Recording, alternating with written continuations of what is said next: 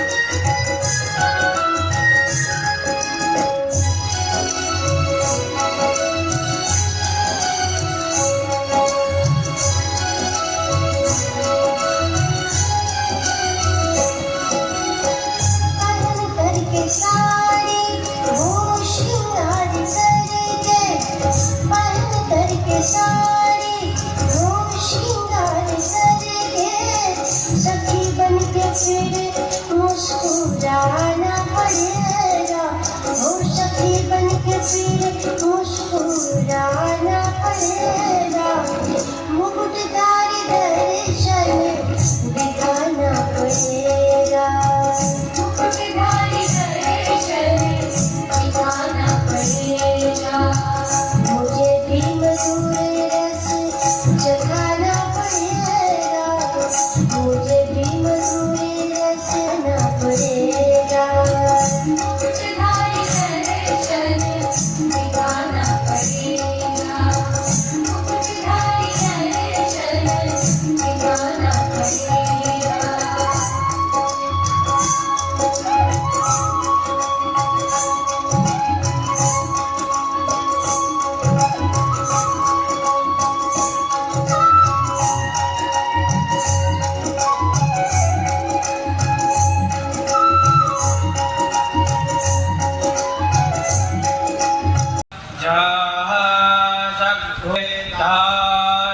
वज्र इंद्र ज्येष्ठ अस्मात् अवन्तु देवाः इदं विष्णुर्भिचकरामि त्रिधानि दधे पदं समूढमसि भूसुरे स्वाहा द्यौः शान्तिरन्तरिक्षो शान्तिः पृथिवी देवाः शान्तिर्ब्रह्म शान्तिः सर्वभूषा। जिसका आज विराम दिवस पूज्य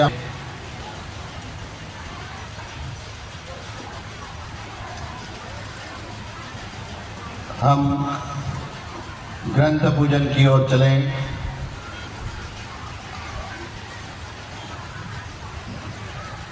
हेलो हेलो बोलो गिरनारी महाराज की जय।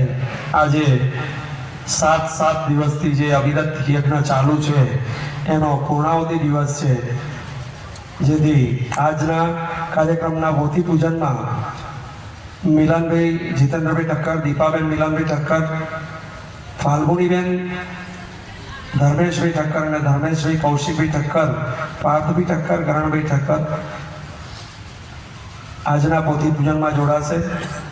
આમંત્રણને માન આપી અને ગાંધીનગર દક્ષિણ ધારાસભ્ય શ્રી અલ્પેશભાઈ ઠાકોર તથા નરેશભાઈ અને વરુણભાઈ પટેલ અત્રે ઉપસ્થિત થયા છે, તેમનો પણ બંને ફેમિલી વતી ખૂબ ખૂબ આભાર।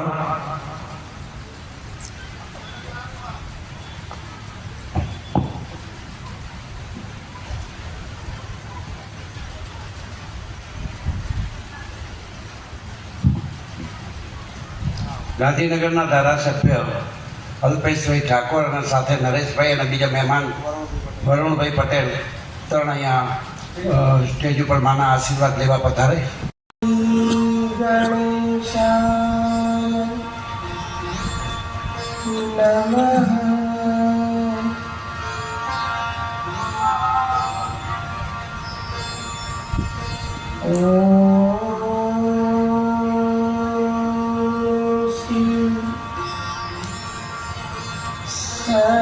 सरस्वती नमः।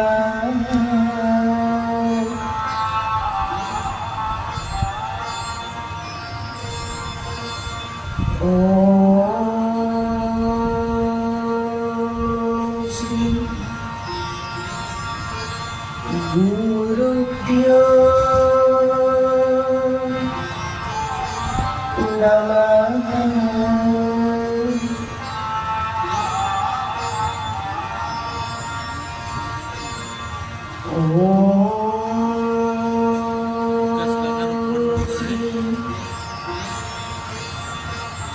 सूरभ्ये नमः।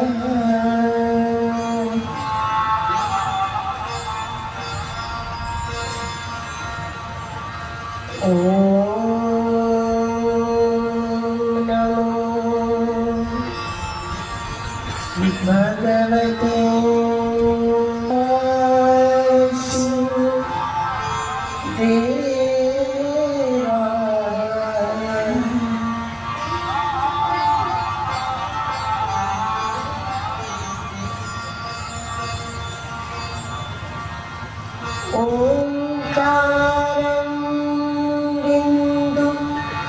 संयुक्तं नित्यं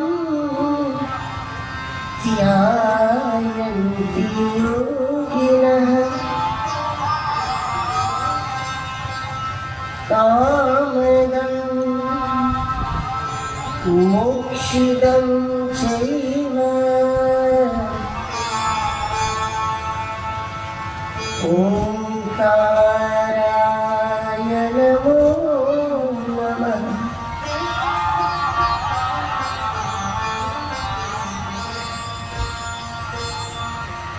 ब्रह्मानन्दं परमसुखदं केवलं ज्ञानमूर्तिं दुरन्वातीतं गगनसदृशं तत्त्वमस्यादिलक्ष्यम्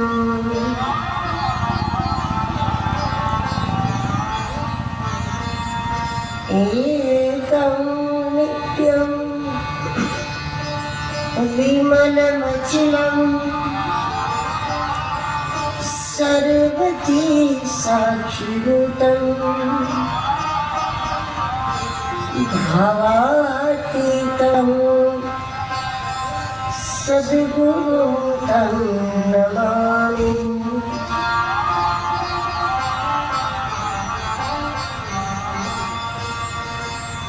वसुदेवसुतं देवं कौशिचाणूरमर्दनं देवकी परमानन्दं कृष्णं वन्दे जगद्गुरुम्।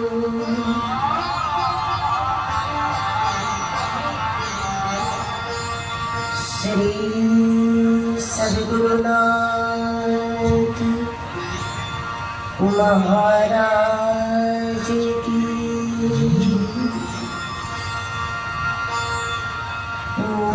निरंजन रूपा जय गुरुदेवा।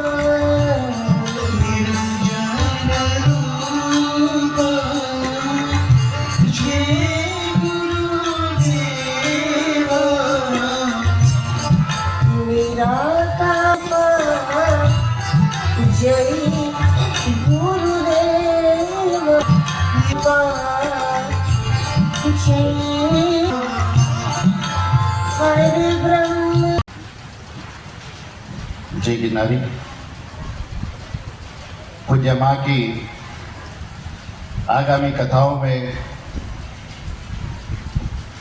इस कथा के आज विराम के बाद 8 दिसंबर से 16 दिसंबर तक, उसके बाद श्रीमद् भागवत कथा दिनांक 21 दिसंबर से 28 दिसंबर 2025 तक अहमदाबाद में ही दिनांक 29 दिसंबर से 31 दिसंबर 2025 तक वेद मंदिर में श्री हनुमंत कथा आयोजित है।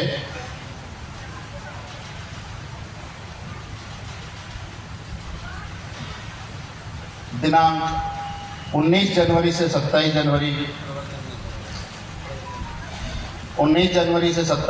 2026 तक द्वारिका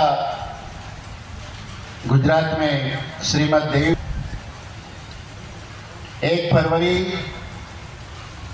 से 7 फरवरी 2026 आकोट महाराष्ट्र में श्री शिव महापुराण कथा का आयोजन है। ऐसे ही उसके बाद श्रीमद् भागवत कथा 22 फरवरी से 28 फरवरी उपलेटा गुजरात में, फिर साईखेड़ा मध्य प्रदेश में होगी। उसके बाद श्रीमद् देवी भागवत कथा 20 मार्च से 27 मार्च 2026 डलहौजी हिमाचल प्रदेश में, फिर श्री राम कथा जो कि 5 अप्रैल से 12 अप्रैल 2026 नरसी नामदेव महाराष्ट्र में होगी।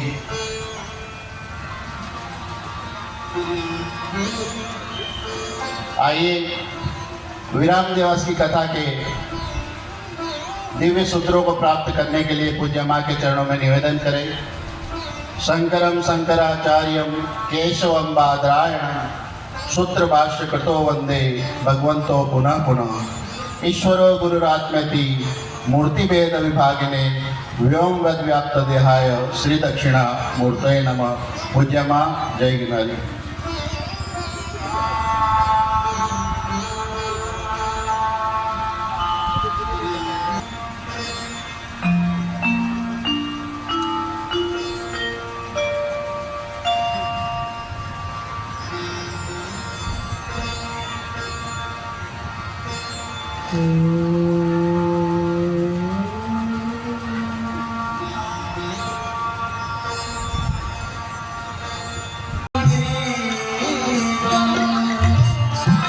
आनंद स्वरूप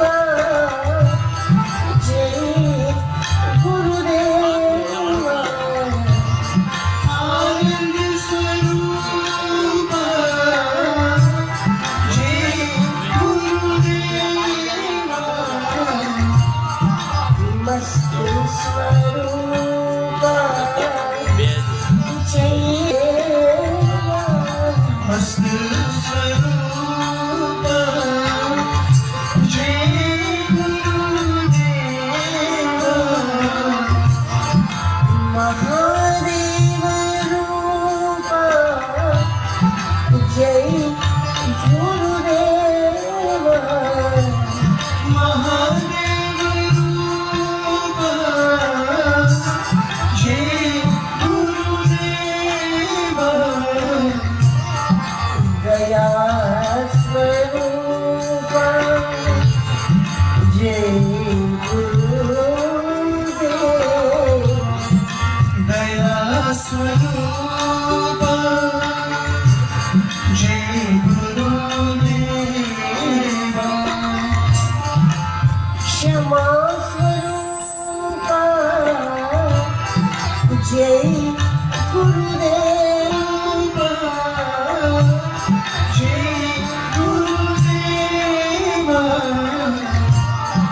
परम स्वरूप जय गुरुदेव। परम स्वरूप जय गुरुदेव। जय गुरुदेव। पूर्ण स्वरूप जय गुरुदेव।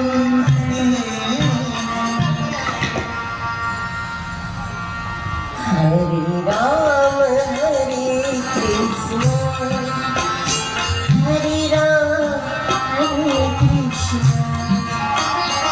हरे राम हरे कृष्ण हरे राम हरे कृष्ण। हरे राम हरे कृष्ण हरे राम हरे कृष्ण। हरे राम हरे कृष्ण हरे राम हरे कृष्ण। हरे राम हरे कृष्ण कृष्ण हरे राम हरे कृष्ण। हरे राम हरे कृष्ण हरे राम हरे कृष्ण। हरे राम हरे कृष्ण हरे राम हरे कृष्ण। हरे राम हरे कृष्ण हरे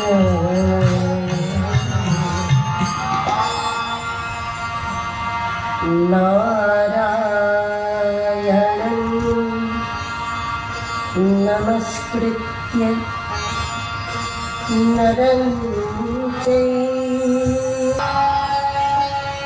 सरस्वतीं व्यासं ततो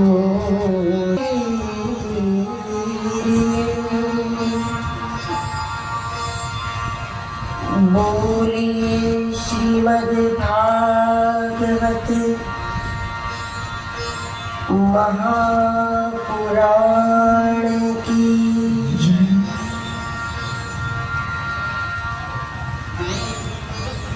श्री सद्गुरु स्वरूप परम तत्व परमात्मानी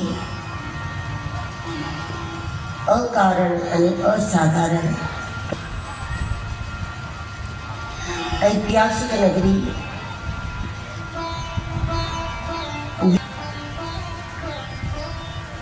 જ્યાં અનેક સત્સંગ થઈ ચૂકેલા છે. પૂજ્યપાદ ડોંગરી બાપજીની કથા પણ વિરમગામની ભૂમિમાં થઈ ચૂકેલી.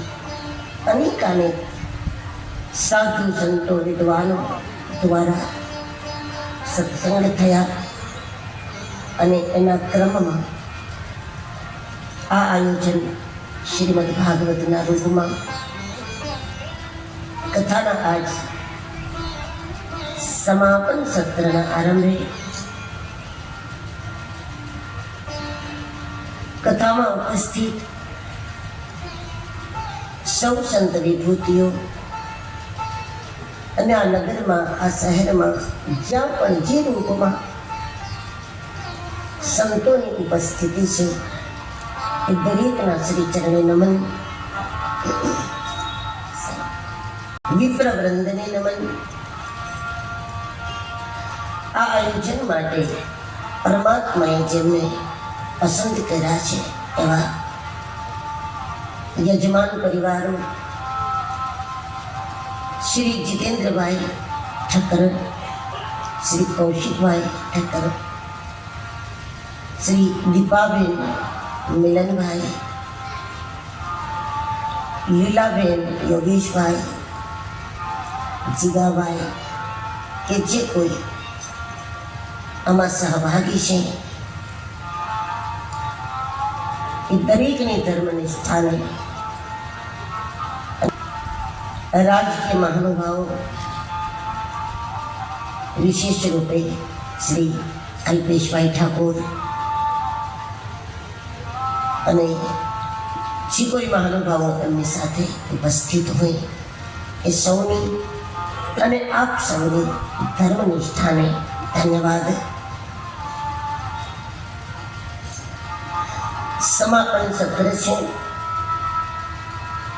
અને સમાપનનો પણ એક નક્કી આજ સમય છે કે લગભગ 2-2.5 કલાકમાં, એટલે સીધી શરૂઆત કરીએ કથા પ્રસંગોની. સીધા ગંગાના કિનારે એક એવા પ્રવક્તા, એક એવા રસસિદ્ધ મહાપુરુષ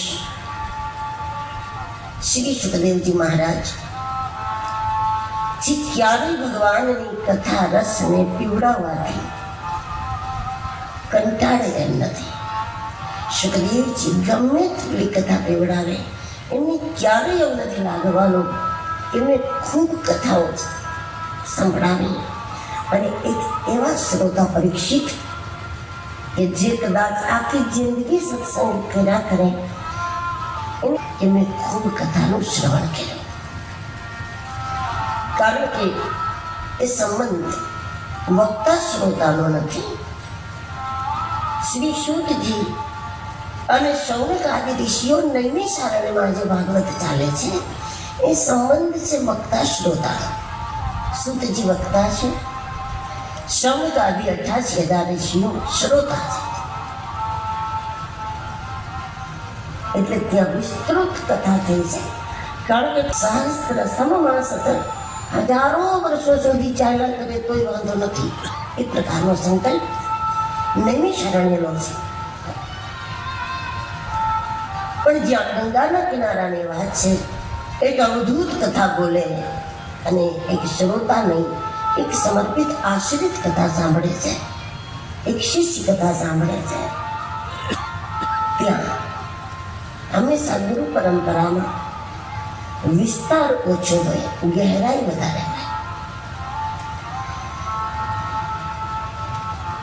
ત્યાં સમયની મર્યાદા છે. સુખદેવજી મહારાજ અને પરીક્ષિતજીના વચ્ચેના સંવાદમાં આપણે જેમ નક્કી છે કે 5 સવા 5 વાગે પૂર્ણાહુતિ કરવાની,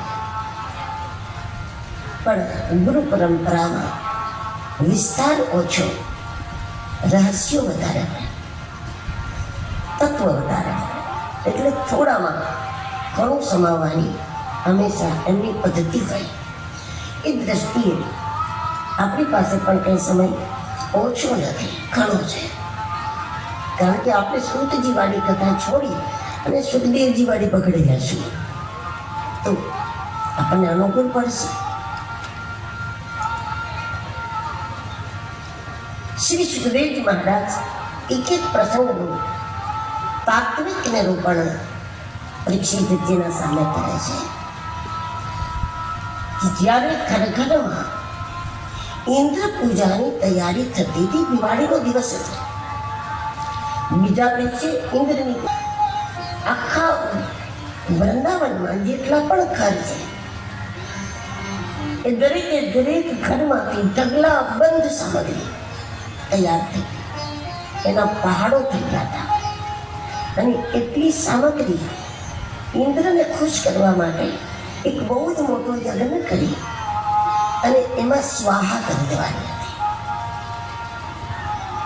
અને એ સમયે શ્રી કૃષ્ણ માત્ર 11 વર્ષની ઉંમર છે અને કૃષ્ણ પૂછે છે નંદજીને કે બાબા આજે શું છે, કેમ આટલી બધી તૈયારીઓ કઈ ઘરમાં?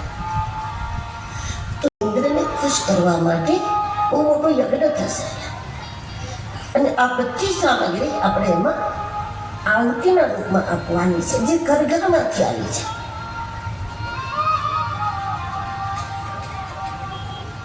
એક 8-10 વર્ષનું બાળક બોલે અને 80 વર્ષના લોકો એની વાતને ટાળી ન શકે. આ વ્યક્તિત્વની કલ્પના જ કરવાની રહી કે કેવું વ્યક્તિત્વ હશે. આપણી વાતને કોઈ સાંભળે નહીં તો ખોટું ના લગાડાય. આપણું વ્યક્તિત્વ એવું હશે, કોણ ટાળી શકે? 8-10 વર્ષનો કૃષ્ણ નંદજીને પૂછે છે કે શું કામ આટલી સામગ્રીઓ મમી દેવાની, શું કામ? ઇન્દ્રને ખુશ કરવા માટે. તો કોણ છે ઇન્દ્ર? કોણ છે? નંદ બાબા કહે કે ઇન્દ્ર દેવતા છે. કૃષ્ણ પૂછે તમે જોયા છે? તમે જોયા ક્યારે? ઇન્દ્રને શું કામ રીઝવવાના? નંદ બાબા કહે કે લાલા, ઇન્દ્રને એટલા માટે આપણે હર વર્ષે આ યજ્ઞ કરીએ છીએ કે ઇન્દ્ર ખુશ થાય એટલે વરસાદ ખૂબ આવે. આપણે પાણી જોતું હોય, વરસાદ સારો જોતો હોય તો આપણે ઇન્દ્રને રીઝવવા પડે, એટલા માટે આપણે કરીએ છીએ. કૃષ્ણએ હજી સવાલ કર્યો, ઇન્દ્ર જ પાણી આપે છે કે ઇન્દ્રને કોઈ આપે છે? ઇન્દ્ર ભગવાન છે શું? ઇન્દ્ર પરમાત્મા છે? નંદજી કહે કે લાલા, એને પરમાત્મા તો ના કહેવાય, પણ એમ કહી શકાય કે ભગવાનનો જે પાણી વિભાગ છે, વોટર ડિપાર્ટમેન્ટ, એના હાથમાં માની શકાય. અને કૃષ્ણએ મોટો તર્ક આવે કર્યો કે તો ઇન્દ્રને રીઝવવાના યજ્ઞનું શું કામ કરીએ છીએ? જે ઇન્દ્રને આપે છે એ પરમ તત્વને પ્રસન્ન રાખવાનો પ્રયત્ન શું કામ નહીં? અને એ પરમ તત્વની જે પ્રસન્નતા છે, એ પ્રસન્નતા કૃષ્ણ કહે તો હું માનું છું ત્યાં સુધી કર્મણા જાયતે જંતુ કર્મણેવ વિલીયતે સુખમ દુઃખમ ભયમ ક્ષેમમ કર્મણેવ વિપથ્યતે. કૃષ્ણ કહે છે કે માણસને જે સુખ દુઃખ પ્રાપ્ત થાય છે, અમીરી ગરીબી જે પ્રાપ્ત થાય છે, હાનિ લાભ જે પ્રાપ્ત થાય છે, કૃષ્ણ કહે છે કે એ કર્મ કાંડનું પરિણામ નથી, એ કર્મનું પરિણામ છે. ગંગાના કિનારે ખેતર ખરીદી લો અને ગમે તેટલા મોટા યજ્ઞો એ ખેતરમાં કરો અને ગમે તેટલી ગંગા મૈયાની પૂજા કરો અને એ ખેતરમાં વાવીએ તો જુએ, એટલે પરિણામ કર્મનું છે. કર્મ કાંડ શું કરે છે? કૃષ્ણની મનાઈ નથી, કર્મકાંડનો વિરોધ નથી કરવા મને, પણ માણસ પોતાની સંપૂર્ણ શક્તિ કર્મકાંડમાં નાખી દે એટલે જે કંઈ પ્રાપ્તિ છે, આજે લાખો કરોડો જે કંઈ પ્રાપ્ત કરીએ એ બધું જ સ્વાહ કરી દેવું. કૃષ્ણએ માત્ર એ વાતનો વિરોધ કર્યો છે. જ્યારે ગોવર્ધન પૂજાની દ્રષ્ટિ એને આપી, પ્રકૃતિની પૂજા છે, પ્રકૃતિની પૂજાની દ્રષ્ટિ કૃષ્ણએ આપી, ત્યારે હવન તો એને પણ કર્યો. ગોવર્ધન પૂજામાં પણ પાછી કુંડ બન્યો છે, યજ્ઞ થયો, પણ કૃષ્ણનો વિરોધ એ વાતથી છે કે આપણે કાંઈ પુરુષાર્થ નહીં કરીએ, આપણે કાંઈ સારા કર્મો ન કરીએ, માત્ર એવું માની લઈએ કે આપણે હજારોની સામગ્રીઓ સ્વાહા કરી દઈએ, બસ એટલે ભગવાન પ્રસન્ન થઈ જશે. તો તમે કર્મકાંડના આધાર ઉપર તમારા પ્રમાદને સમર્થન આપો તો એ ખોટું છે. કર્મકાંડના આધાર ઉપર તમે આળસ કરો એ યોગ્ય નથી. કર્મકાંડના આધાર ઉપર તમે પુરુષાર્થમાં કાચા રહી જાઓ એ મંજૂર નથી. પુરુષાર્થ ભરપૂર હોવો જોઈએ.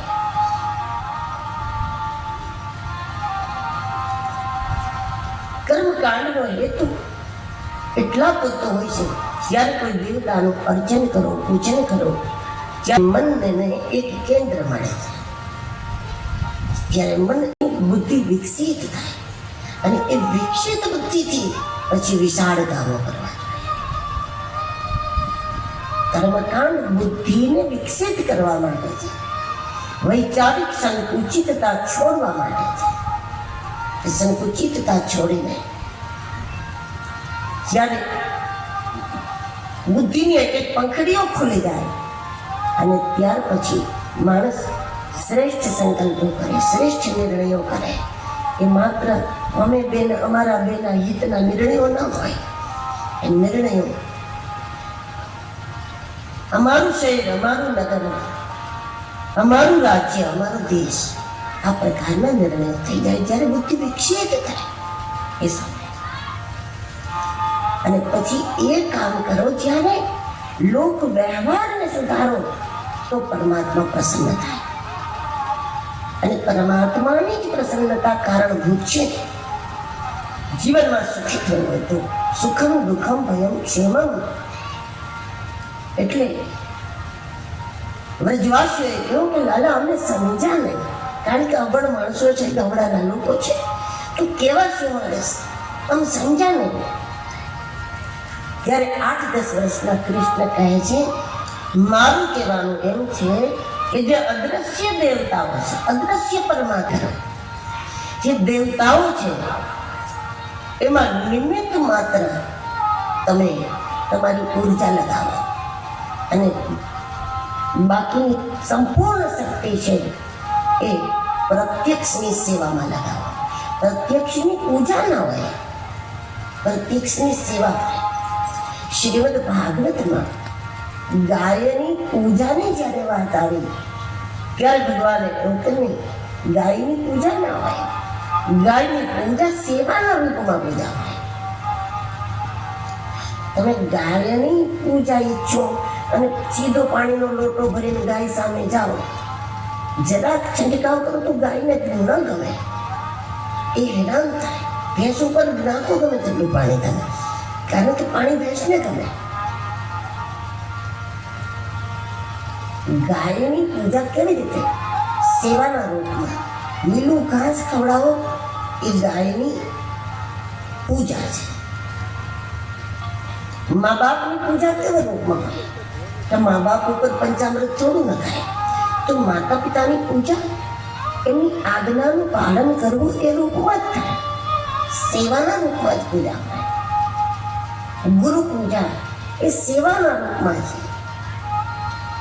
પ્રકૃતિની પૂજા એ સેવાના રૂપમાં છે. કોઈ વૃક્ષમાં તમે કંકુ પધરાવો, ચોખા પધરાવો, એને ચૂંદડીઓ ચડાવો એ બહુ જરૂરી નથી, પણ એને એક લોટો જલ ન આપો તો ચૂંદડીનો શું મતલબ?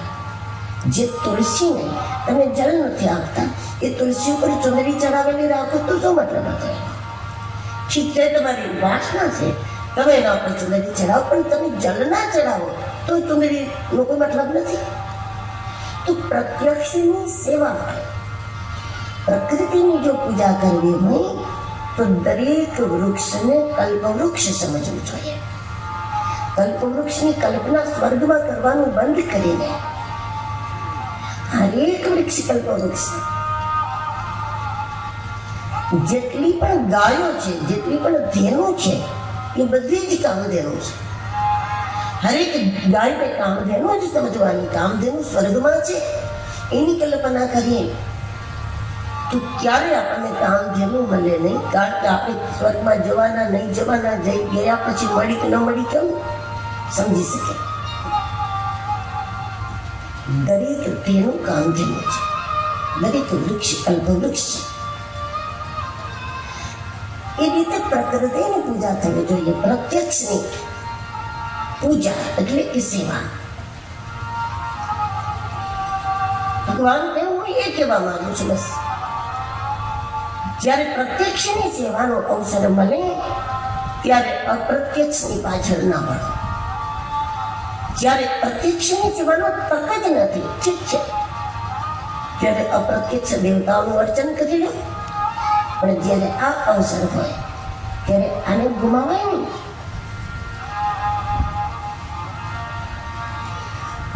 બ્રજવાસીઓએ પૂછ્યું કે કૃષ્ણ પ્રત્યક્ષ એટલે કોણ? ક્યાં છે પ્રત્યક્ષ?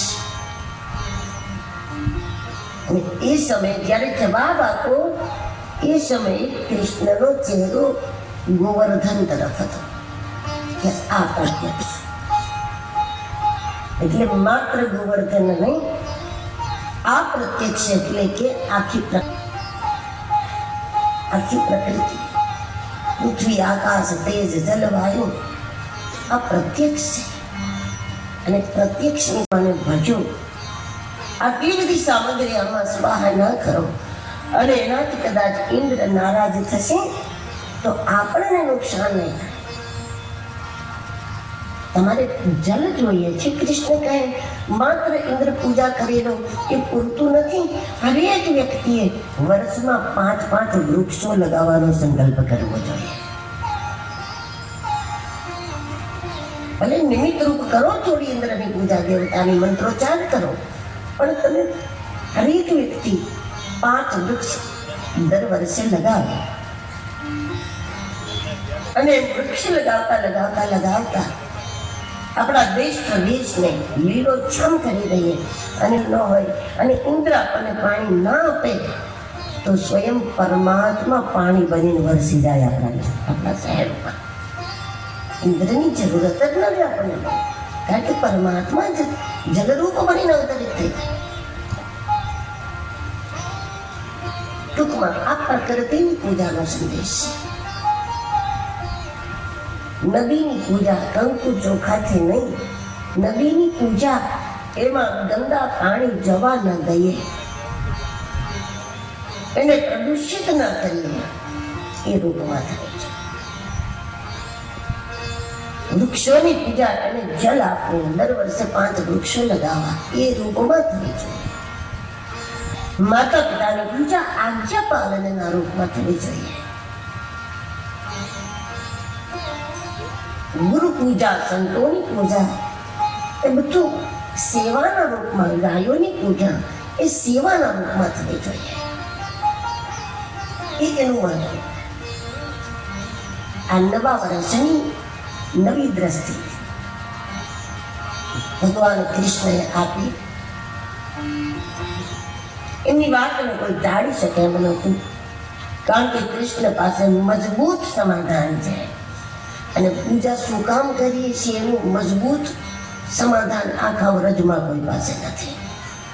અને પ્રકૃતિને શું કામ પૂજવી, પ્રકૃતિને શું કામ સેવવી, એનો સટીક જવાબ કૃષ્ણ પાસે. કોઈ એને ટાળી શકે એમ નથી. પ્રકૃતિ પ્રસન્ન હોય તો પરમાત્મા એમને પ્રસન્ન થઈ જાય, અને પરમાત્મા પ્રસન્ન હોય તો પ્રકૃતિ એમને પ્રસન્ન થાય. પરમાત્મા પ્રસન્ન હોવા જોઈએ, એટલે કે શાસ્ત્રોની આજ્ઞાનું પાલન કરીએ તો પરમાત્મા પ્રસન્ન થાય, અને પ્રકૃતિને સુરક્ષિત રાખો તો પરમાત્મા પ્રસન્ન થાય.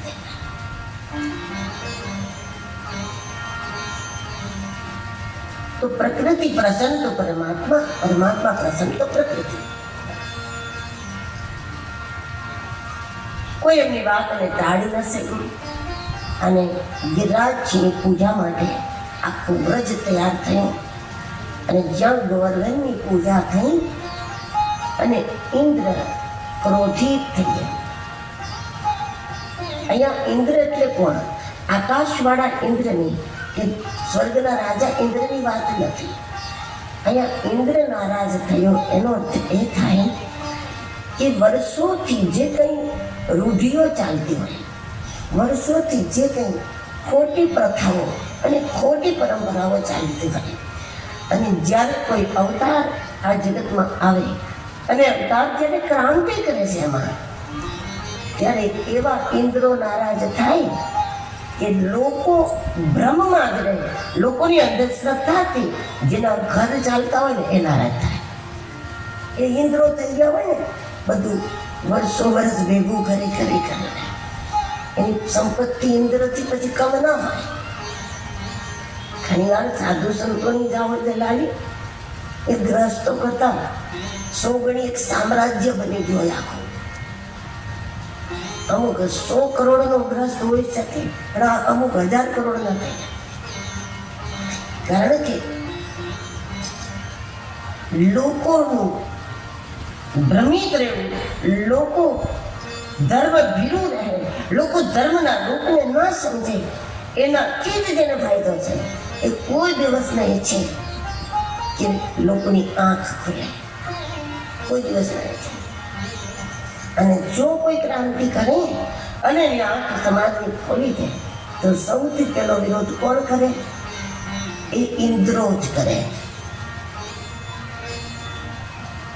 લોકોની અંધશ્રદ્ધા, લોકોના અંધવિશ્વાસ, લોકોના એક અંધ અનુકરણથી જેને સામાજિક આર્થિક ફાયદા થતા હોય, એને લાગે કે હવે આપણું કંઈક અટકશે, ત્યારે એ દુઃખી થાય. અને ઇન્દ્ર બની ગયા હોય એટલે એ વિરોધ તાકાતથી કરી શકે, કારણ કે સંપન્ન હોય, એની પાસે ધનનું બળ છે, લોકોનું બળ છે, બહુ તાકાત લગાવે. એટલે ઇન્દ્રએ હાથી એટલી તાકાત લગાવી દીધી. એ વાતને સુખદેવજી કહે છે કે એવો ભયાનક વરસાદ શરૂ થયો. ઇન્દ્રએ કહ્યું કે ડૂબાડી દો વ્રજને. એવો ભયાનક વરસાદ. હવે વરસાદ તિરસ્કારનો પણ હોઈ શકે, અપશબ્દોનો પણ હોઈ શકે, બદનામીનો પણ હોઈ શકે, નિંદાનો હોઈ શકે, સાજિશનો હોઈ શકે, ષડયંત્રોનો હોઈ શકે. જે અર્થમાં માનો તે અર્થમાં. અને એવા સમયે બ્રજવાસીઓની સફળતાનું કારણ આ છે. અને ખબર હતી ઇન્દ્રની તાકાત શું છે, એની સાથે વિરોધ કરવાનું પરિણામ શું આવશે. ખોબા જેટલું વ્રજ, ક્યાં ઇન્દ્રનું સામર્થ્ય, એનો મુકાબલો કોણ કરી શકે. પણ છતાં વ્રજવાસીઓ એ સ્થિતિમાં પણ અમે જીવશું તો કૃષ્ણના વચન સાથે અને મરશું તો કૃષ્ણના વચન સાથે, એ વિશ્વાસે ઇન્દ્ર જેવો તાકાતવર દુશ્મન સામે હતો તો પણ કોઈએ હે ઇન્દ્ર નથી કર્યું. આને કહેવાય વચન નિષ્ઠા. આ છે ગુરુ નિષ્ઠા. કૃષ્ણ જગત ગુરુ છે. એકવાર સદગુરુએ આંખ આપી, બસ હવે એ આંખથી જે દેખાય એ માર્ગે જ ચાલવો એ વ્રજવાસીઓનો નિર્ણય હતો. અને આવડા મોટા શત્રુ સામે હોવા છતાં કંઈ પણ થઈ શકતું હતું, તો પણ વ્રજવાસીઓ બૈગડા નહીં. હે ઇન્દ્ર કોઈ નથી બોલ્યું. એ સ્થિતિમાં પણ કૃષ્ણ કૃષ્ણ મનોહર પ્રભુ રાસમર હસી દેવાન ભગવાન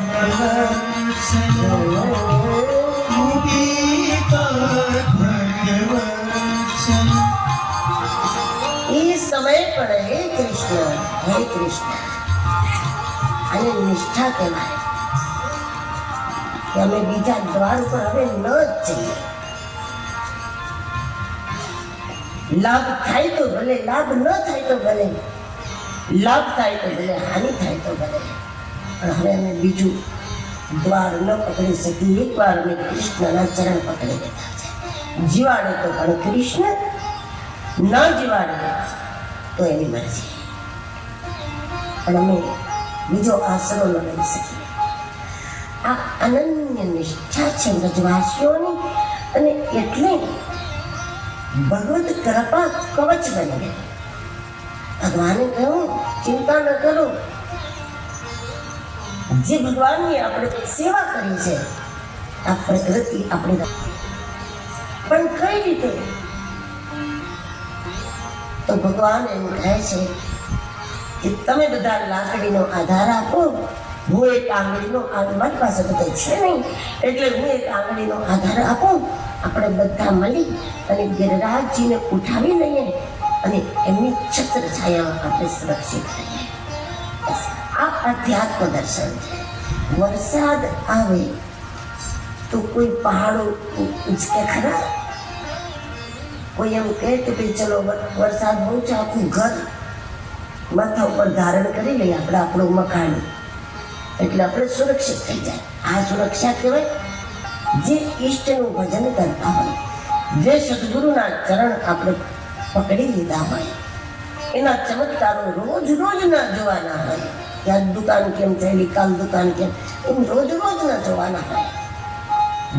માનવ જગત આપણને કોઈ રીતે રક્ષા આપી શકે એમ ન હોય, એવા સમયે એ આપણા ઉપાસ્યની કૃપા આપણા ઉપર કવચ બનીને છવાઈ જતી હોય. કેટલું વ્યર્થ જાય, પણ અધ્યાત્મ જગતમાં કોઈનું કાંઈ ક્યારેય વ્યર્થ નથી.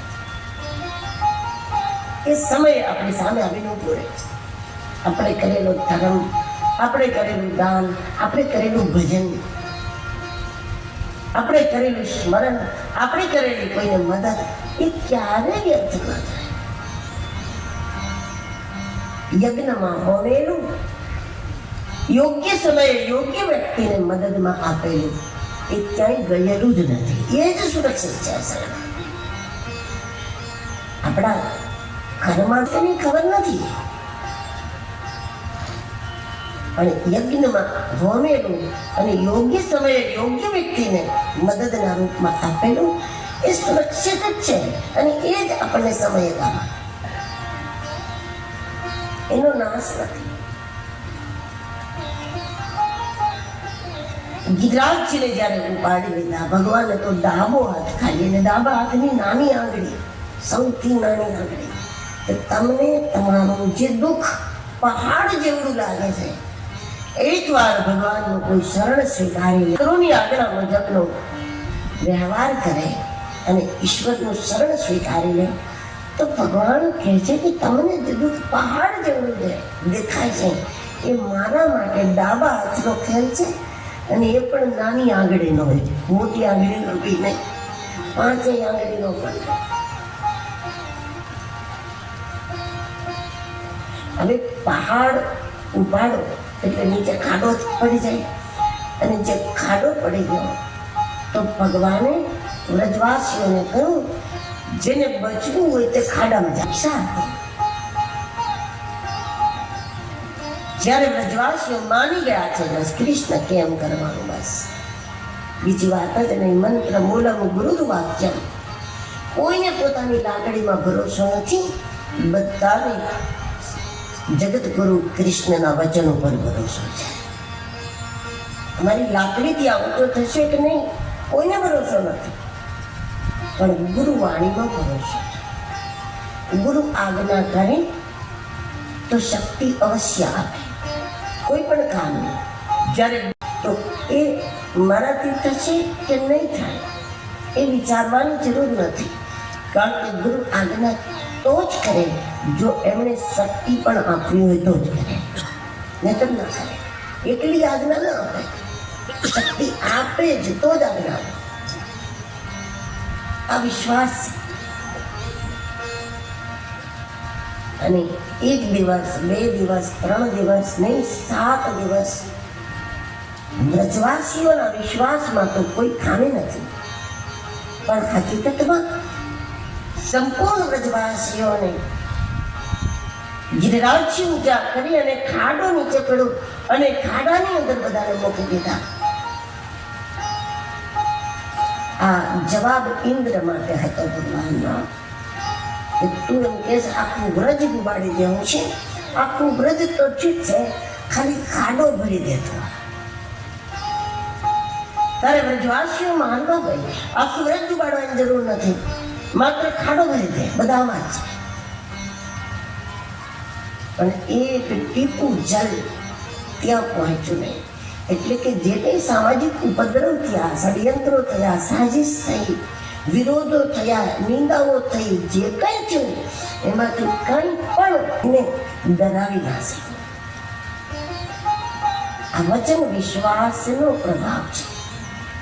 અસલમાં તો આ ગોવર્ધન છે, ગોવર્ધન કહેવાય છે, પણ ભગવાન કહે છે કે જેને ગોવર્ધન ઉપાડવું હોય એમાં ગોવર્ધન ઉપાડવાની પણ શક્તિ હોય. ગાયોની સેવા કરે એટલી હદે ભગવાન શ્રી કૃષ્ણએ સ્વયં ગાયોની સેવા આ રીતે કરી છે. ગોબર ઉપાડી મોટા ઢગલા કર્યા છે. તો જે ગોબર ઉપાડે, જે ગોવર્ધન ઉપાડે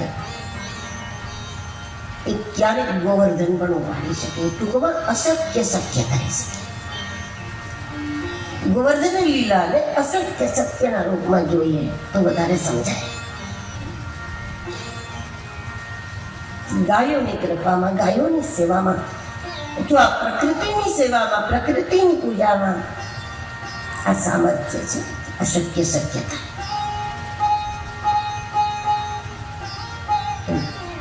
7 દિવસ સુધી ભગવાને આ લીલા કરી અને એક નવું નામકરણ થયું ભગવાનનું. બોલી ગિરિરાજ ધરણ કી. ગિરિરાજ ધરણ એક નામ થયું, ગોવર્ધન નાથ. ભગવાને જોયું કે બ્રજવાસીઓની સ્થિતિ હવે થોડી એવી થઈ ગયેલી હતી કે કૃષ્ણ ના પણ જાય એના ઘરે તો પણ એ લોકોને સતત એવો જ આભાસ થતો હતો. પોતાના બાળકને જોવે તેમ લાગે કૃષ્ણ ઊભું છે, પોતાના પરિવારના સભ્યો જોવે તેને થાય કૃષ્ણ છે. અને હદ તો ત્યારે થઈ ગઈ કે ગોપીઓ પોતે જ પોતાના અરીસામાં જોવે તો પણ એને એમ થતું હતું સામે કૃષ્ણ ઊભું. ભક્તોમાં ભગવાનની દિવ્યતા આવી જાય, ભક્તોમાં ભગવાનની મોહકતા આવી જાય. તો ખુદને જોવે તો પણ એને ભ્રમ થાય છે કૃષ્ણ છે. તો ભગવાને આવી અવસ્થા સુધી એને પહોંચાડી દીધા હતા. એટલે કૃષ્ણને એમ કહ્યું કે હવે બહુ વધારે સમય અહીંયા નહીં રહેવું પડે. પોતાની ભવિષ્યની લીલાઓ માટે પણ અહીંથી મથુરાથી દ્વારિકા જવું પડે એમ છે. ભગવાન પ્રેમનો પૂરો પ્રતિસાદ આપે છે.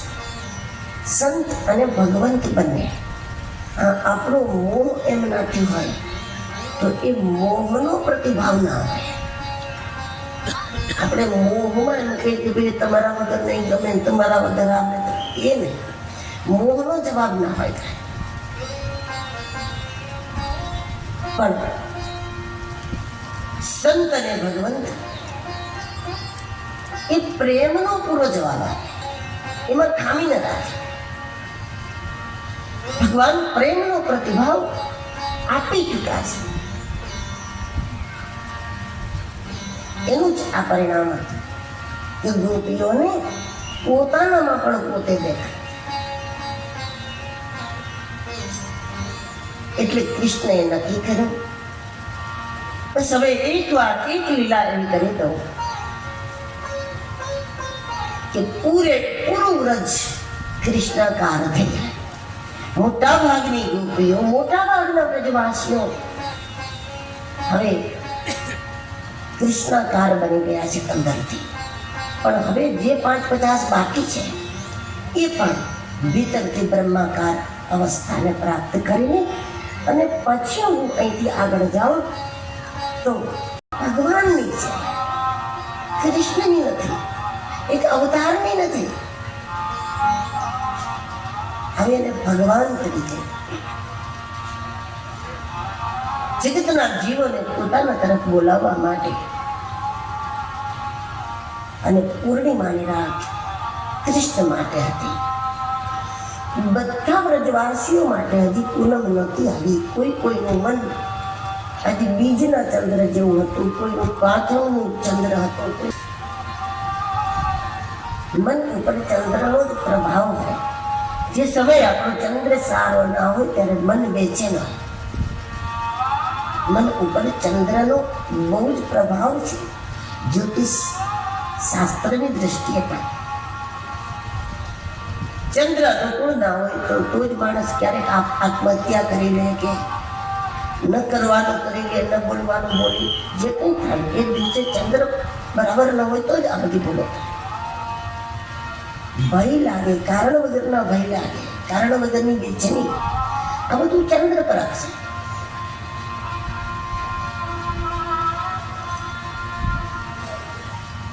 પૂર્ણિમાનો ચંદ્ર આકાશમાં નહોતો, પૂર્ણિમાનો ચંદ્ર કૃષ્ણ ખુદ હતો. અને અધૂરાને પૂરા કરવાની એની પદ્ધતિ કઈ? તો એની પદ્ધતિ છે બાંસુરી. બાંસુરી આત્માનો અવાજ, આત્માની વાણી, ગુરુવાણી, સત્સંગ. તો સત્સંગ દ્વારા, આત્મવાણી દ્વારા, બ્રહ્મવાણી દ્વારા જ્ઞાન પરક, વૈરાગ પરક વાણી એ અધૂરાને પૂરા કરે, ચંદ્રને વિકસિત કરે.